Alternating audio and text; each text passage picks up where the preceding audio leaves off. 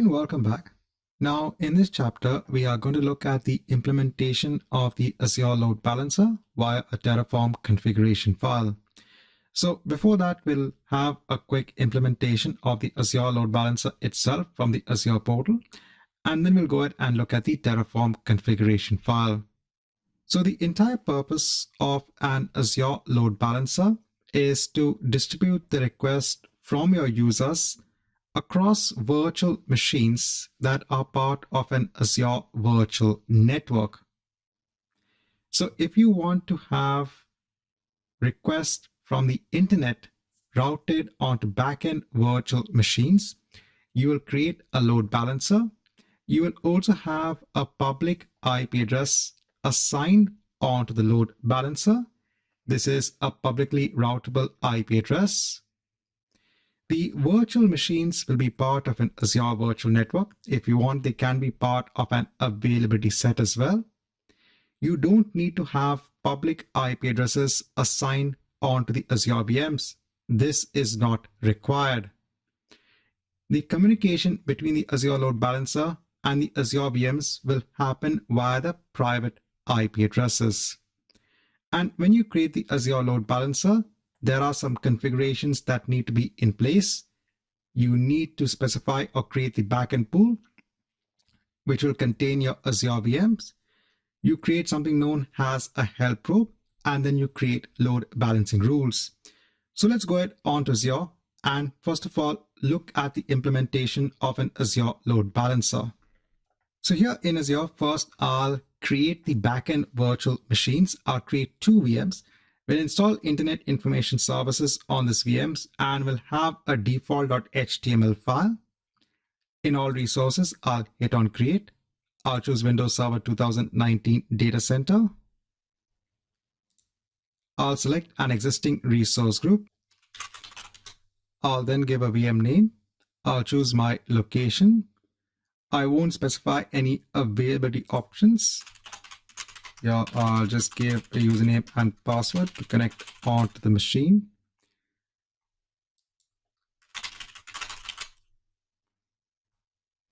Here in the inbound port rules, I'm going to allow traffic on port 80 because I'll be installing a web server, that's Internet Information Services, on this VM. Go on to next for the disks. I'll leave it as it is. Go on to networking. So this will be part of an Azure virtual network. Now, currently, I will allow a public IP address to be assigned onto this machine because we are going to log in, install Internet Information Services, and also have a default.html file in place. I said you don't need to have a public IP address available during the implementation of the load balancer. You need to have an IP address, a public IP address assigned onto the load balancer, but not onto each individual virtual machine. But I'll just have this in place so that we can have the initial setup done on this VMs. And then we can disassociate the public IP address. But when it comes on to the implementation of our Terraform configuration file, we'll ensure that we don't assign a public IP address onto this VMs. We'll actually ensure that Internet Information Services and the default.html file will be automatically placed on this Azure VMs via our Terraform configuration file. This is just to show you the implementation first of the load balancer before we actually go into the Terraform configuration file. So leave everything as it is, go on to management, go on to advanced, tags, review, and create. Let me go ahead and hit on create. So it might take around 3 to 5 minutes. In the meantime, I'll just right click and open the link of all resources in a new tab. And I'll just wait for the deployment of the VM to complete. Once the deployment of the VM is complete, I'll go ahead on to App VM and let me connect via RDP.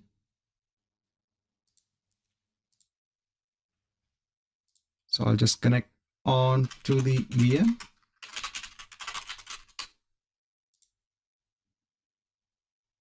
So here I am just connecting onto the VM. So while the connection is taking place in another tab in all resources, if I hit on refresh, I can see my resources in place. Now let's create our second Azure VM. I'll choose Windows Server 2019 Data Center. I'll choose my same resource group, give a VM name, scroll down, again give the same details here.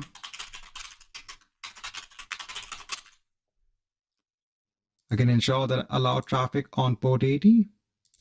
Go on to this, on to networking, so to be part of the same virtual network. We will also have a new public IP address in place. Go on to management, advanced tags, review and create. I'll go ahead and hit on create. Now on app VM1, let me install Internet Information Services. I can click on add roles and features in the server manager dashboard. Go on to next.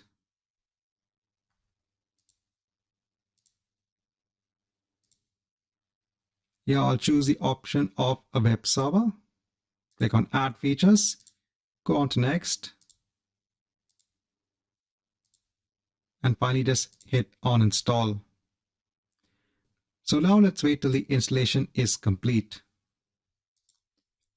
Once the installation is complete on this VM, so we've installed a web server. Now I'll just open up Notepad on this server.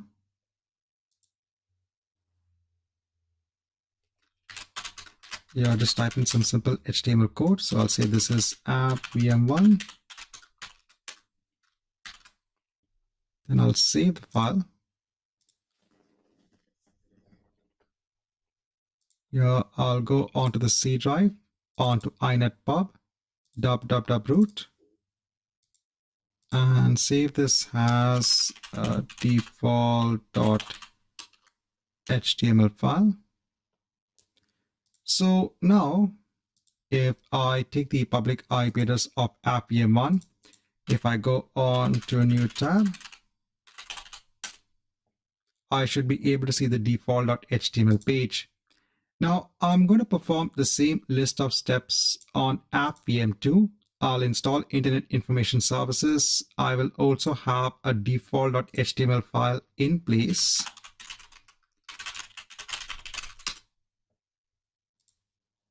Once I'm done with this, then I'll come back. Now I've come back. The installation is complete of Internet Information Services on app VM2. I've also created a default.html page. I've saved it in the same location, C inetpub www.root. So now if I go on to the overview of app VM2, copy the IP address onto the clipboard, go on to default.html, I can see this also in place, this page also in place. Now I'm going to close both of my remote desktop sessions since I don't require them anymore.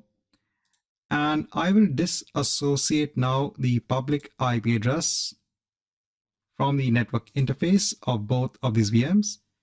Go on to IP configurations, go on to IP config, click on disassociate, click on save. I'll do the same thing for the other VM as well. Onto networking, onto the network interface, onto IP configurations, onto IP config, disassociate, click on save. In the meantime, let me open up all resources, the link up in a new tab. So in this all resources page, we'll actually deploy our Azure Load Balancer. I'll just wait for this to complete in terms of the disassociation of the public IP addresses from the Azure VMs. Please note that you can actually then delete the public IP addresses since they are no longer required. Now, once this is complete for both network interfaces, in all resources in a new tab, I'll hit on create. Here I'll search for the load balancer service. I'll hit on enter. This will take me on to the marketplace. I want to choose the load balancer service from Microsoft. I'll hit on create. Here I'll choose my existing resource group. I'll give a name for my load balancer. I'll leave the region as North Europe. I'll leave the standard SKU as it is. So this is going to be a public type of load balancer. So you want requests from the internet to actually flow via the Azure Load Balancer. In the tier, I'll choose regional. I'll go on to front-end IP configuration. I'll add a front-end IP configuration. Here we need to have a public IP address assigned onto the load balancer. I'll just give a name for the front-end IP in the public IP address. So I will not choose any of the other ones. I'll actually create a new public IP address. Just give a name. I'll scroll down, hit on OK, click on add. Now at this point in time, I won't add any backend pools. I won't add any inbound rules. I'll just go ahead and create the Azure Load Balancer. Then we'll configure the Azure Load Balancer accordingly. I'll hit on create. Let's wait till the deployment is complete. Once the deployment of the load balancer is complete, I'll go ahead onto the resource. Now, the first thing that we should do is to go on to the backend pools, and here we have to create a backend pool. So in terms of the creation of the backend pool, so we have to ensure to now configure both of our Azure VMs, that's app VM1 and app VM2 as part of our backend pool. So this is the first configuration that we do as part of the Azure Load Balancer. Here I'll click on add. I'll just give a simple name. I'll choose my virtual network. Now I can choose the virtual network because the region of my virtual network and the Azure Load Balancer is the same, the North Europe location. I'll scroll down. I'll click on add. Here I can choose both app VM1 and app VM2. Click on add. Then I can click on add here. So now we are adding both of these VMs onto the backend pool of our load balancer. This will actually ensure that requests from the internet onto users onto the load balancer can be directed onto the Azure VMs. Now this will just take a couple of minutes. Let's come back once this is complete. Now once this is complete, we can see now our pool in place, and we can see both of our VMs in the running state as part of the backend pool. Now the next thing that we do is to define our health probe. Now what exactly is a health probe? Well, the health probe helps the load balancer understand if your backend Azure VMs are healthy or not. Because see, what happens if one of the VMs is not working, it's shut down. So the request from the user should not be directed onto that Azure VM. So the load balancer needs to have some way of understanding whether the backend VM is healthy or not. Now that can be done via the use of a health probe. So I can go on to the health probe. Here I can click on add. I can just give a simple probe name. So this probe is going to send simple requests via the TCP protocol on port 80. Now, since on the VMs app VM1 and app VM2, I have Internet Information Services installed, and this listens for HTTP requests on port 80. That means my VMs should actually send a positive response back onto our Azure Load Balancer. And then we can define the interval of these requests and what is the number of consecutive failures wherein Azure Load Balancer will deem the virtual machine as unhealthy. I'll click on add. Now again, this takes a couple of minutes. Let's come back once you have the health probe in place.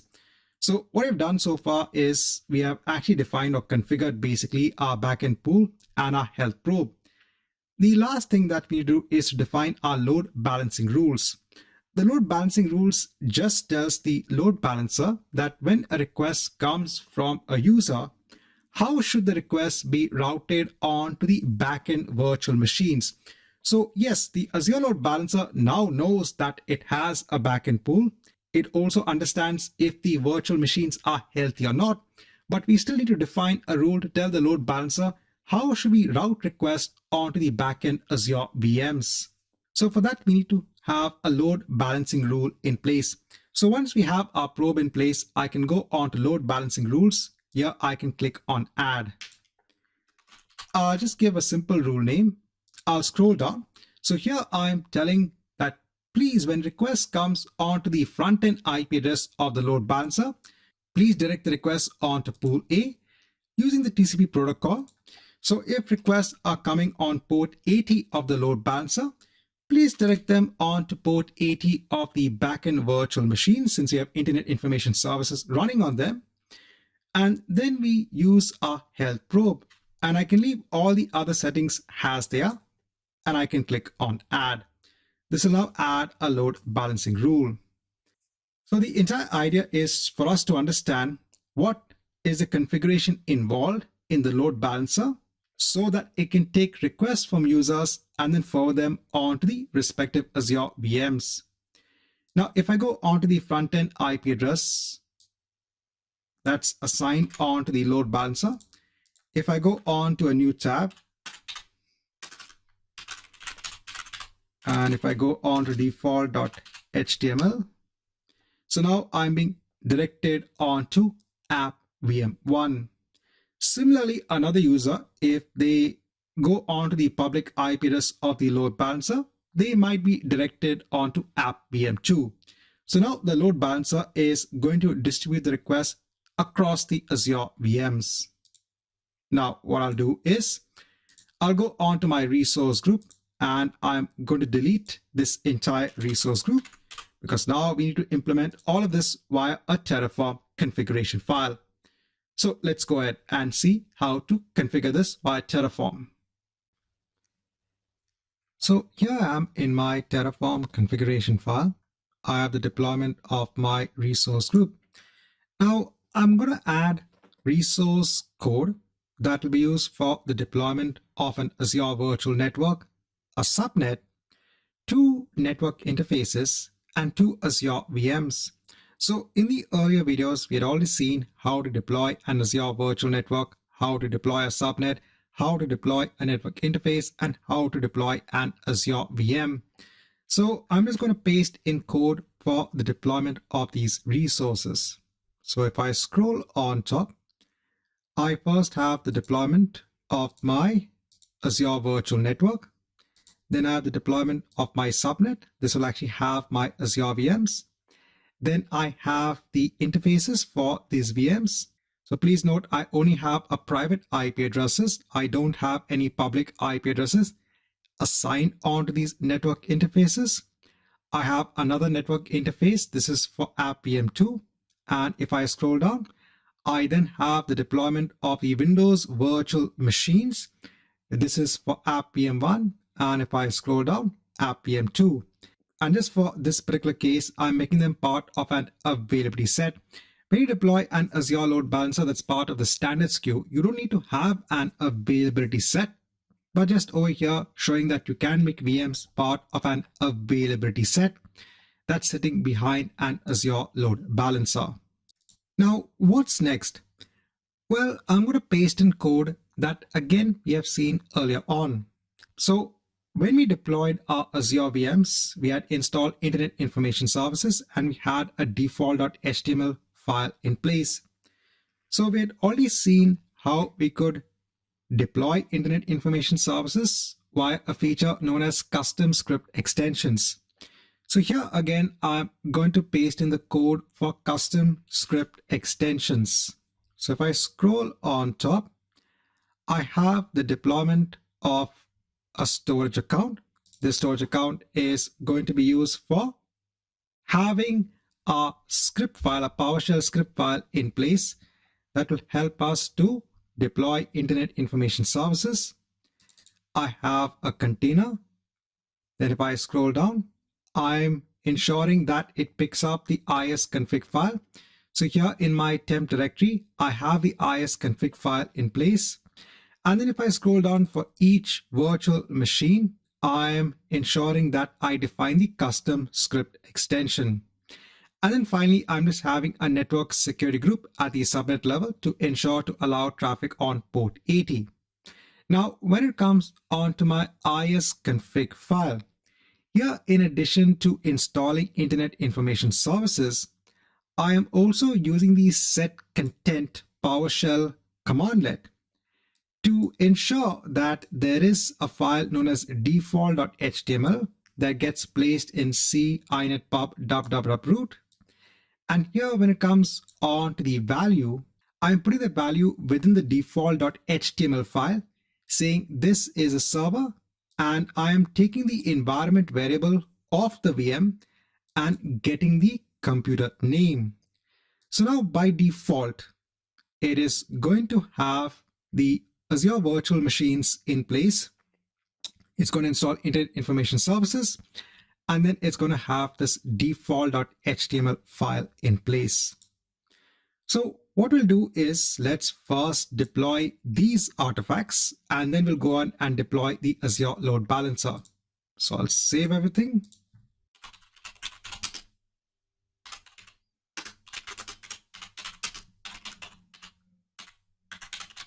I'll create a plan.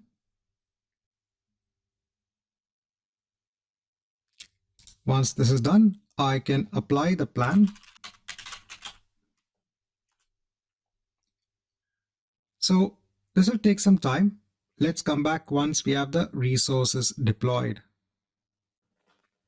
Now, once the deployment is complete, so if I go on to Azure, if I go on to all resources, so I can see my interfaces, my network, my availability set, my storage account, and my Azure VMs. Now it's time to deploy our Azure Load Balancer. The first thing we're going to deploy is the public IP address that needs to be deployed onto the Azure Load Balancer. So here I'm making a reference onto the Azure RM_LB when it comes onto the load balancer for Terraform. So let me scroll down and add the resource. Let me ensure to add the required details. So first, let me take the name of the resource group. Also put the location. Then let me give a name for the public IP address.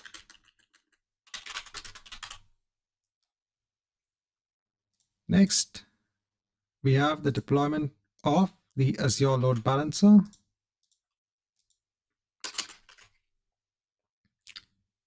So the resource group name, the location,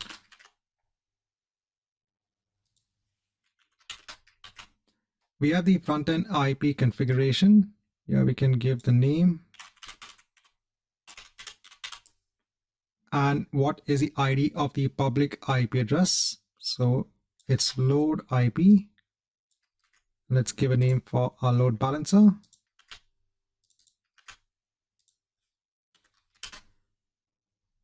So we have the deployment of the load balancer.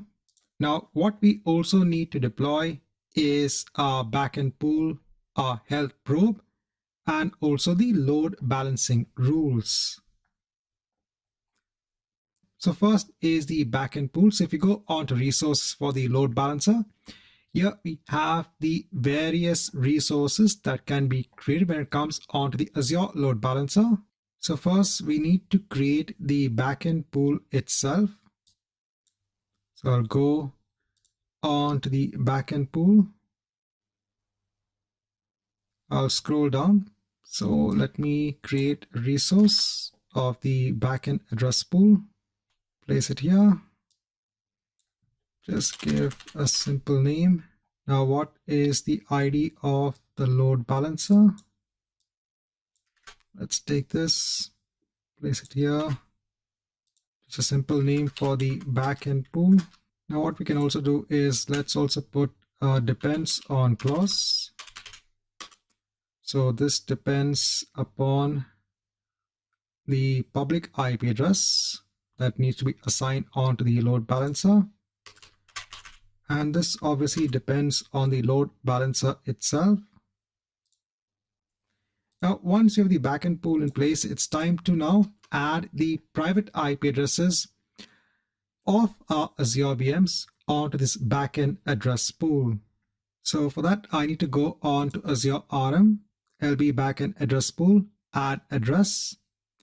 I need to scroll down. So I'll need to add two blocks, one for each VM. So this will be for app VM1 and this will be for app VM2. So here I'll just give the name. And this is for app VM2.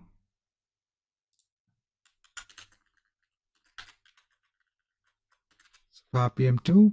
Now, what is the backend address pool ID? So it's not from the data. It's basically from pool A that we need to mention here. I'll mention it here as well.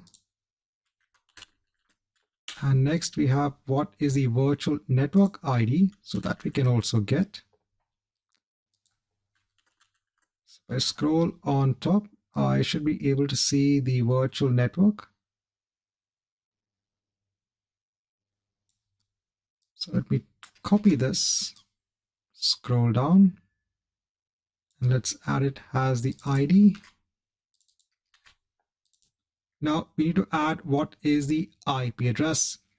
Now we can get the IP address from our individual network interfaces.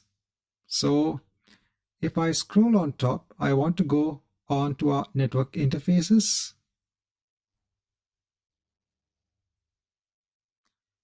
So we have app_interface2 and app_interface1. So I'll scroll down. So dot app interface 1 and the private IP address. So we can get a reference onto the private IP address. I can do this for app interface 1. So instead of hard coding the IP address, we can get it from here. And here we can put app interface 2.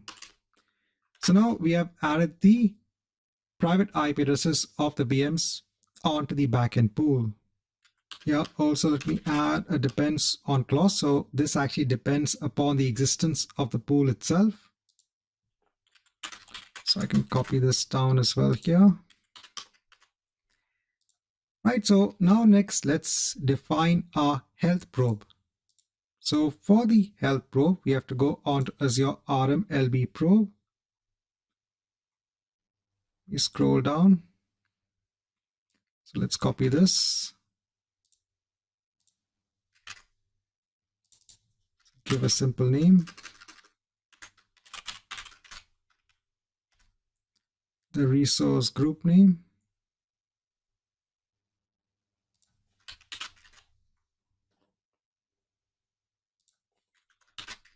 What is the load balancer ID? So we have to go on to our load balancer. So it's the app balancer.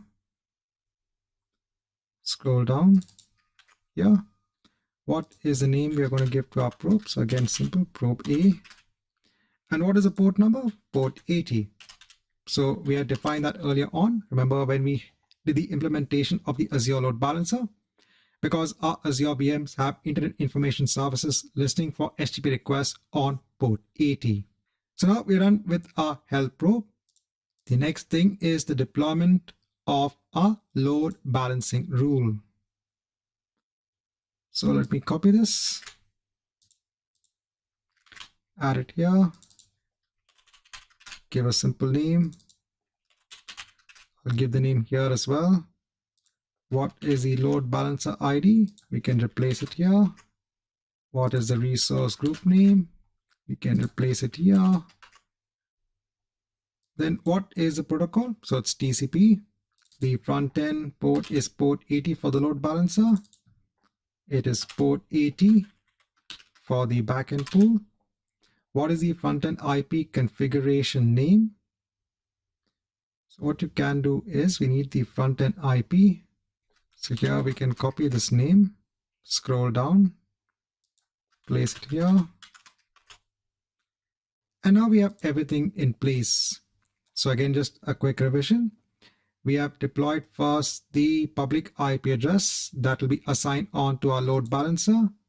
Then the deployment of the load balancer itself.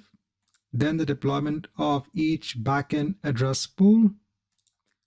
Then the deployment of the addresses itself onto the address pool. Then we also have the health probe. Let's also put a depends on clause for the load balancer. And here in terms of the rule, it depends upon the load balancer and also depends upon the probe as well. So we need to have the probe also in place.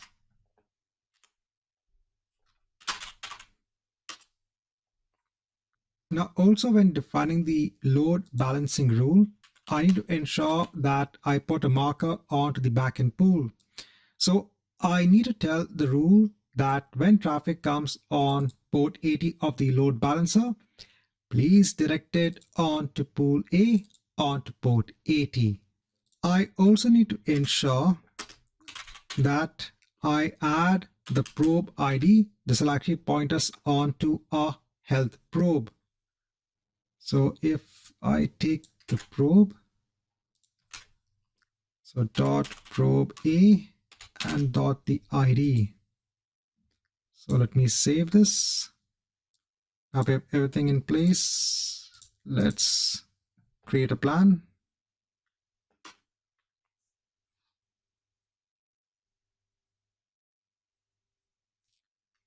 Then let me apply the plan.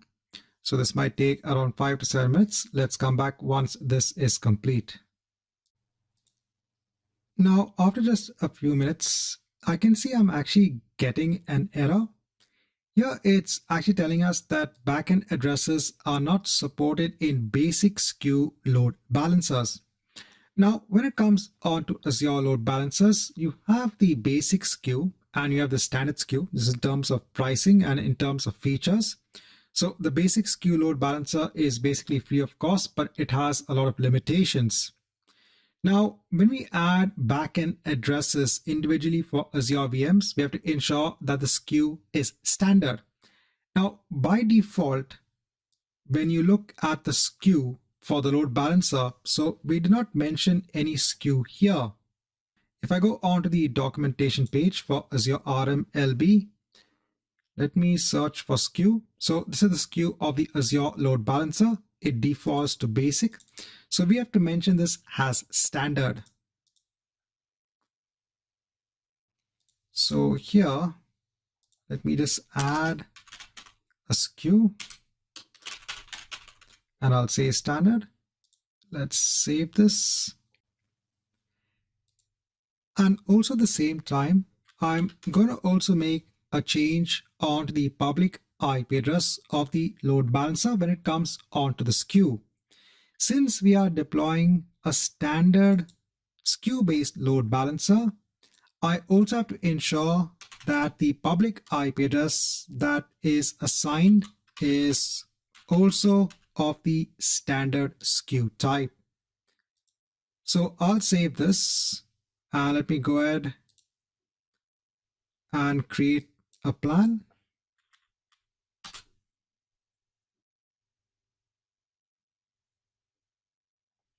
Let me then apply it. And let's come back once this is complete. Now, once this is complete, here if I hit on refresh for all of my resources, let me go on to my load balancer. I'll go on to front-end IP configuration. I'll take the public IP address assigned onto the load balancer. Go on to a new tab and go on to default.html. So now here you can see that we are being redirected onto app VM2. So now we have done the deployment of the load balancer and configuration via the use of a Terraform configuration file.